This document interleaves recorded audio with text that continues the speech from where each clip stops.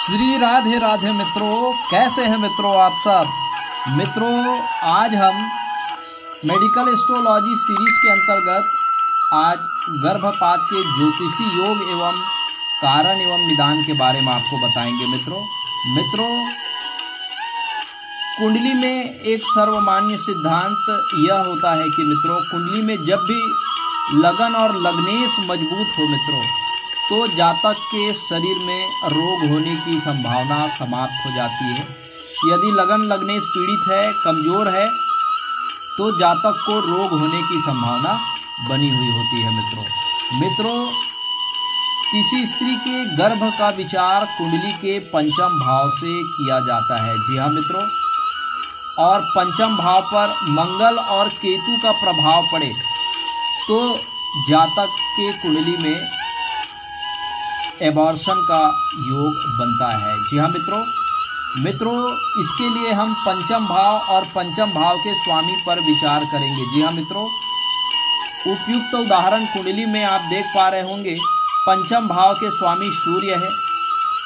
अगर पंचम भाव के स्वामी सूर्य छठे, आठवें, 12वें में बैठा हो और 2 या 2 से अधिक पाप ग्रहों से पीड़ित हो मित्रों, या 5वें भाव में 2 या 2 से अधिक पाप ग्रह बैठे हो और उस पर मंगल की दृष्टि आ रही हो मित्रों, तो ये मित्रों एबॉर्शन के योग बनते हैं। अगर दूसरी स्थिति की हम बात कर लेते हैं मित्रों, तो कुंडली का अष्टम भाव हमारे गुप्तांगों का भाव होता है।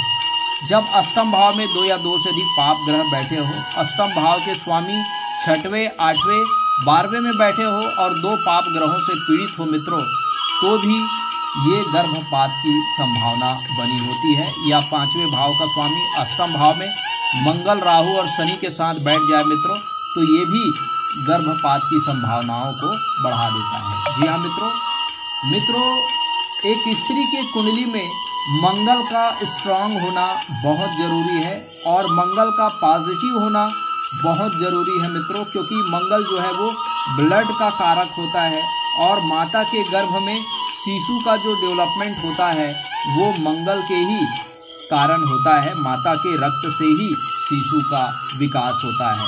तो मंगल रज के भी कारक होते हैं मित्रों, अंडाणु के भी कारक होते हैं।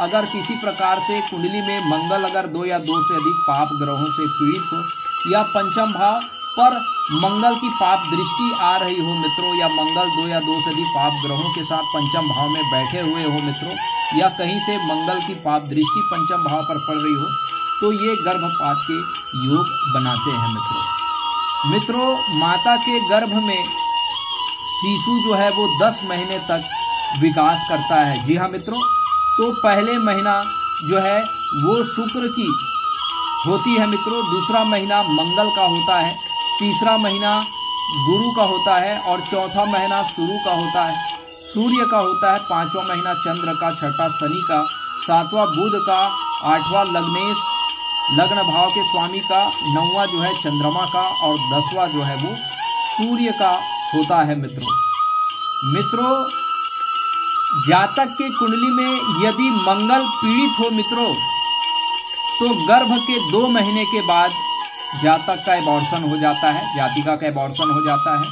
अगर गुरु पीड़ित हो 2 या 2 से अधिक पाप ग्रहों से 6वां, 8वां, 12वें भाव में बैठे हो मित्रों, तो निश्चित रूप से तीसरे माह में गर्भपात की संभावना बनी रहती है। यदि कुंडली में चंद्रमा पीड़ित हो मित्रों, अगर चंद्रमा 2 या 2 से अधिक पाप ग्रहों से पीड़ित है, प्रभावित है, तो 5वें महीने में गर्भपात की संभावना बनी हुई होती है मित्रों, यदि लग्नेश पीड़ित हो मित्रों, लग्नेश 2 या 2 से अधिक पाप ग्रहों से पीड़ित हो तथा 6वें, 8वें, 12वें भाव में बैठे हो मित्रों, तो निश्चित रूप से जातक के 8वें माह में गर्भपात हो जाता है मित्रों।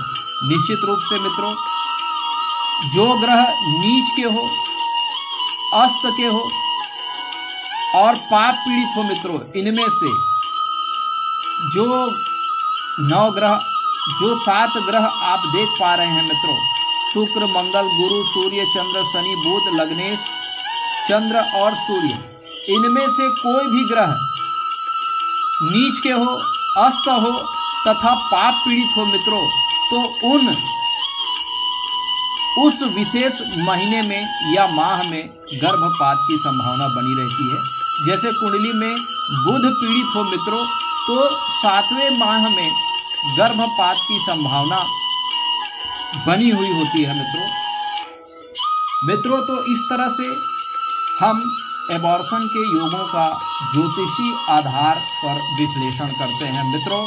अगर हम उपाय की बात कर लेते हैं मित्रों, तो एक स्त्री के लिए सबसे पहला उपाय जो है वो मंगल को मजबूत करना चाहिए। जी हाँ मित्रों, और गर्भकाल के दरमियान इन ग्रहों के बीज मंत्रों का नियमित रूप से जाप करते रहना चाहिए मित्रों। प्रथम माह में अगर कुंडली में शुक्र पीड़ित है, तो जो ग्रह पीड़ित है उन ग्रहों के बीज मंत्रों का लगातार यदि हम जाप करते रहे मित्रों, तो गर्भपात की संभावनाएं जो है वो समाप्त हो जाती है। सभी ग्रहों के बीज मंत्रों में बहुत ज्यादा पावर होती है मित्रों। बीज मंत्रों की चैंटिंग में पावर होती है, और वो ग्रहों की जो नकारात्मक होता है, ग्रहों की जो निगेटिविटी होती है, उसे दूर करती है मित्रों।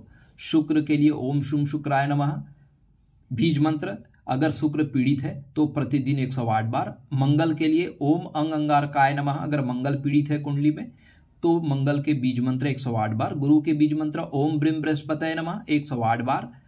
सूर्य के बीज मंत्र ओम घृणीय सूर्याय नमः प्रतिदिन 108 बार। चंद्रमा के बीज मंत्र ओम सोम सोमाय नमः प्रतिदिन 108 बार। शनि यदि पीड़ित है तो शनि के बीज मंत्र ओम सम शनिश्चराय नमः प्रतिदिन 108 बार। यदि बुध कुंडली में पीड़ित है तो ओम बुम बुधाय नमः 108 बार प्रतिदिन। इसी तरह आप सभी ग्रहों का बीज मंत्रों का जाप कर सकते हैं, या फिर जो ग्रह पाप ग्रहों से पीड़ित हो, 6वें 8वें 12वें में बैठे हो, उन ग्रहों से संबंधित बीज मंत्रों का जाप करना चाहिए। यदि पंचम भाव के स्वामी पंचमेश है तो पंचमेश कहीं पीड़ित है तो पंचमेश के बीज मंत्रों का जाप करना चाहिए मित्रों। इस तरह से हम शास्त्रीय रीति से वैदिक मंत्रों से जुड़ करके हम अपनी सुरक्षा कर सकते हैं मित्रों। परमात्मा आपको स्वस्थ रखे, आपको निरोगी काया प्रदान करे, आपको दीर्घायु रखे। इसी शुभ और मंगल कामनाओं के साथ अब आपके एस्ट्रो फ्रेंड को इजाजत दीजिए मित्रों। प्रणाम, नमस्कार।